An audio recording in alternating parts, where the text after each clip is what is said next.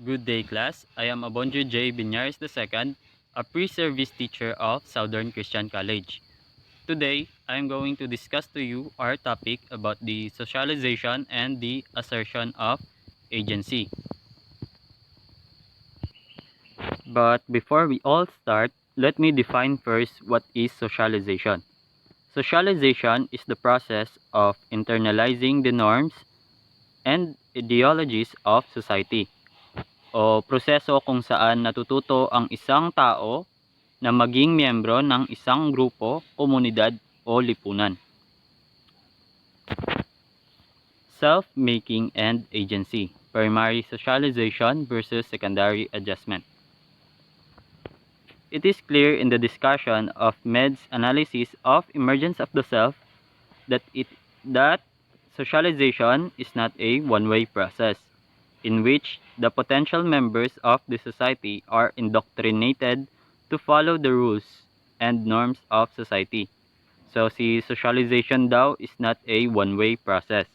Halimbawa, kung ang isang komunidad ay nagpapatupad ng isang rule o patakaran, hindi na nangangahulugan na ito ay agad-agad na nasusunod o talagang sinusunod.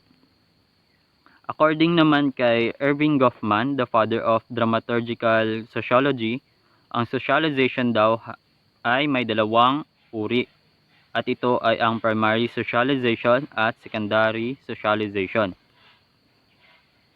So, the primary socialization refers to the molding of members according to the norms and rules of the group, or refers to a situation when an individual cooperatively contributes required activities to an organization and under required conditions. He is transformed into a cooperator. He becomes the normal, program, or built-in member. Or ito ay tumutukoy sa pagde-develop sa isang tao ayon sa pamantayan o patakaran ng isang grupo. Isa sa halimbawa na lang is yung simpleng pag-follow ng estudyante sa rules na provide or sinet ng school. Next is the secondary socialization or secondary adjustment. Refers to any habitual arrangement by which a member of organization employs unauthorized means or obtains unauthorized ends, or both, thus getting around the organization's assumptions as to what he or she should do and get, and hence what he or she should be. Or it refers to a situation when an individual uses what he or she has learned from primary socialization and applies it to circumvent the rules of the society for his or her advantage. So, ang secondary socialization or ang secondary adjustment, ito ay ang paggamit ng maling pamamaraan o maling gawain para lang makuha ang kagustuhan o isang bagay. Like for example, pinawalis ka or pinalinis ka ng mama mo sa kwarto mo, pero gusto mong agad matapos yung inutos sa'yo kasi nag-ML ka pa. So, ang ginawa mo, siniksik mo na lang yung mga dumi or yung pinagwalisan mo dun sa ilalim ng kama mo or kung san-san lang na basta hindi lang makita ng mama mo. So, yun yung example ng secondary socialization. Next is the resistance. Resistance is characterized as rebellious attitudes of people towards norms and rules. O isang act ng paglaban, pagtanggi or di pag-accept sa rules at norms. Sabi pa nga dito, whenever there is power, there is resistance. So, ibig sabihin, hindi talaga completely nasusunod ang rules at norms sa isang komunidad. Meron at meron talagang sasalungat, di pabor o di susunod sa rules at norms na inimpose sa isang komunidad. Socialization and deviance. Essentialism and reductionism. So, ang meaning ng essentialism class is a theory of deviance rely on scientific method to to establish the universal properties common to all forms of deviant behaviors. Reductionism naman happens when one explains a phenomenon or event purely on a single cause or in a single perspective to the exclusion of other explanations. So, proceed tayo sa moral panics. Moral panics are social currents that mobilize the majority of the people to condemn certain acts and groups that are considered to be threats to social order. So, research shows that fear of increasing crime rates and everything that is new and people think as a threat to the society are often causes of moral panics. Sa panahon ngayon, ang usual na nagkukos ng moral panics ay yung mga nakikita natin sa social media. Like for example, yung mga nakikita natin na haka-haka sa social media na after 2 years may side effect daw yung vaccine. So yun ang nagkukos ng moral panics. Next is deviance. Deviance encompasses a variety of forms of human conduct that have been defined or reacted to be the members of society, or a violation of society's or group's norms or rules that calls for censure, condemnation, or punishment for the violator. So, ito ay acts or behaviors na labag sa rules at norms ng society. Example, drug use, drug dealing, and abortion. Yun ang example ng deviance.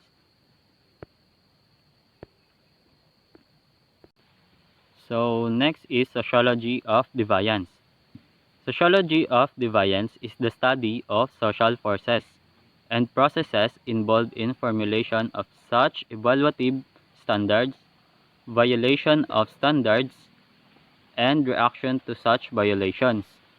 Ito yung pag-aaral sa actions and behaviors na lumalabag at nakakasira sa mga tuntunin at kaugalian ng lipunan. The biology theory of deviance.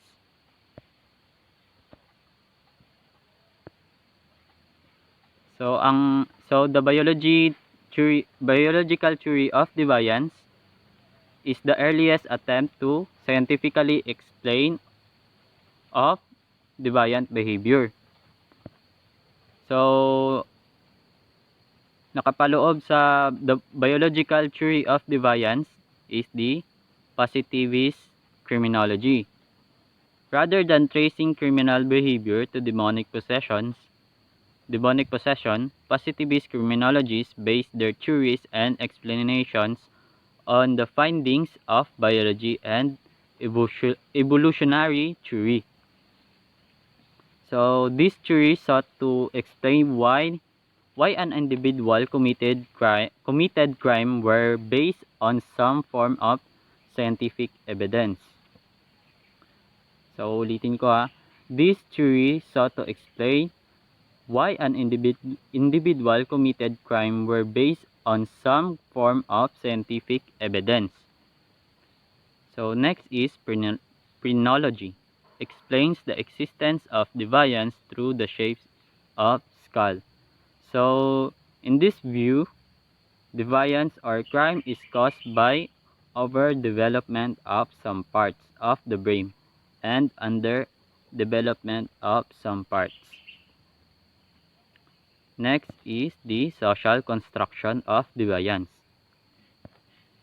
Social constructionism states that objects can only be known through some theoretical assumptions, and these assumptions are themselves relative to given historical and cultural context.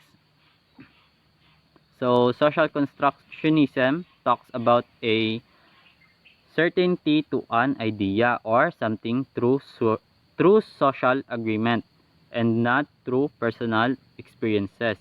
Like for example is pink is for girls and blue is for boys, which is wala naman talagang matibay na batayan or gawa-gawa lang ng tao or yun na yung nakasanayan ng tao.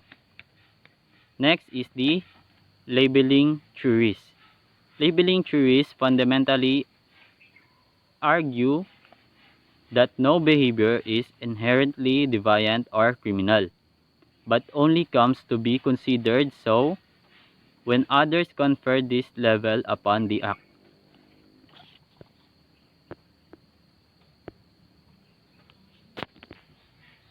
So, in some definition, labeling theory refers to the theory of social behavior, which states that the behavior of human being is influenced significantly by the way other members in society label them. So, ang labeling theory ay nagpapakita o nagpapaliwanag ng isang matinding panghuhusga sa isang individual, sa isang grupo o lipunan. Halimbawa, si Jay ay isang kilalang mayaman sa kanilang lugar.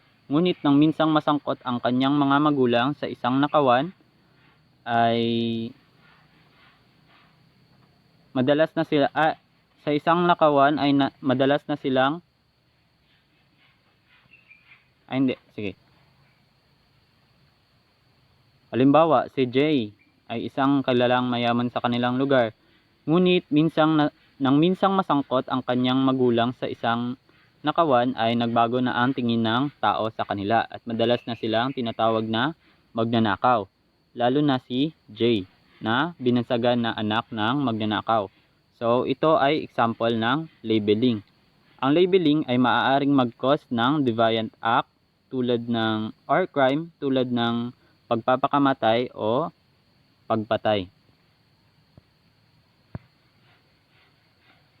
Deviance and social control.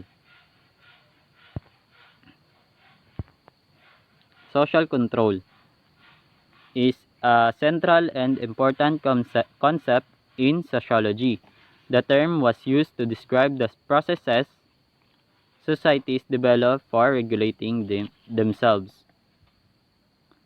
So, ang social control ay isang pamamaraan ng tao para makontrol o ma-maintain ang norms, rules, laws, and structures ng mga tao sa isang lipunan. So, example ng social control ay yung nakikita nyo ngayon sa itaas na parte ng yung no smoking, nakikita nyo. So, yan yung example ng social control. Strain theory. When society puts too much pressure on individuals to conform yet lack the means to do so. So, sa theory na ito, pinapaliwanag na kaya nakakagawa ng deviant na act or crime ang isang individual ay dahil sa di niya nakukuha o di niya kayang makuha yung kanyang goal o gustong mangyari. So, sa strain theory, may 5 karaniwan o kadalasang options ang isang individual. So, first is yung conform, second, innovate, third, ritualism, fourth is retreat, then the fifth is rebel. So, sa conform, ito yung situation when an individual follow the rules and the goals set by the society. Then sa second is the innovate, when the individual follow the goal but seek new means to achieve it. Sa ritualism naman, when the individual follow the rules but adjust the goal to be more realistic. Then the fourth one is the retreat, when the individual reject the goals and means while finding ways to escape them. Then the rebel, reject both goals and means. So yun yung 5 option sa strain theory. So punta tayo kay conflict approach. Conflict approach sees definitions of deviance that exist to a given society as ideological products of interest, group competition, or class conflict. So, conflict approach or conflict theory generally surrounds the idea that most struggles in this society happen because of conflict between different social classes or group. So, sa conflict approach, pinapahiwatig dito na kaya nagkakaroon ng deviance sa isang society is dahil sa differences ng social status ng tao or dahil sa iba-iba ang interes ng mga tao. So, next is the white collar crime. A crime committed by a person of respectability and high social status in the course of his occupation. So, ang white collar crime ay isang krimen na kadalasang kinasasangkutan ng mga taong mataas ang posisyon sa society. So, halimbawa na lang ng crime na ito ay ang bribery o suhol or yung pagnanakaw sa kaban ng bayan. So, yun ang example ng white collar crime. So, sunod ay hate crime. A mechanism of power intended to sustain somewhat precarious hierarchies through violence and threats of violence, verbal or physical. It is generally directed toward those whom our society has traditionally stigmatized and marginalized. So, isa sa example ng hate crime ay ang discrimination o kadalasang nangyayari sa mga lesbians, gays, and transgender. Minsan tayo mga Pilipino ay nakakaranas din ng discrimination sa ibang lahi or ibang race. Pero kahit hindi ito pansin ng karamihan, ito ay isa pa ring act of deviance. Life politics. A new political trend emerging in globalization concerns political issues which flows processes of self-actualization in post-traditional contexts, where globalizing influences intrude deeply into reflexive project of self and conversely where processes of self-realization influence global strategies. So, life politics, politics of identity or identity politics is all about the struggle to reinvent and recreate the self against the rigid traditional molds it is cast. This is made possible by the growing consciousness of individuals about the instability of their life narratives, the exposure to other ways of life from various cultures and the ability to combine different forms of cultural styles of genres from various subcultural communities like emos, heavy metal, and punk, the rise of the fitness culture and dietary industries, as well as food supplements are all part of this life politics. So, in short, ang life politics ay ang pagbabago ng sarili o pagkatao sa nakagawiang tradisyon na epekto ng exposure natin sa iba't ibang uri ng kultura. Isang halimbawa na lang ay ang estilo ng pananamit. Okay, so proceed tayo sa virtual self. Virtual self referring to the person connected to the world and to others through electronic means. So, virtual self, it is a state of being referring to a particular way of experiencing and interacting with the world. Or virtual self is our new form of identity that is created by the use of email, calls, social networking, text message, videos, and more. So next is the cyber self, is gradually effacing the space of self. So cyber self is an alternate self on the internet or cyberspace. So example ng cyber self is your FB account. So next is the hybridization of the self. Refers to the process in which the individual combines different symbolic forms and styles. Example, clothing, language, and body ornaments from different cultural forms to produce a highly flexible or protein self. So, kung nakikita nyo yung clothing style sa first picture na combination ng damit ng panglalaki at damit pangbabae, so yan ang example ng hybridization. So, next is the globalization.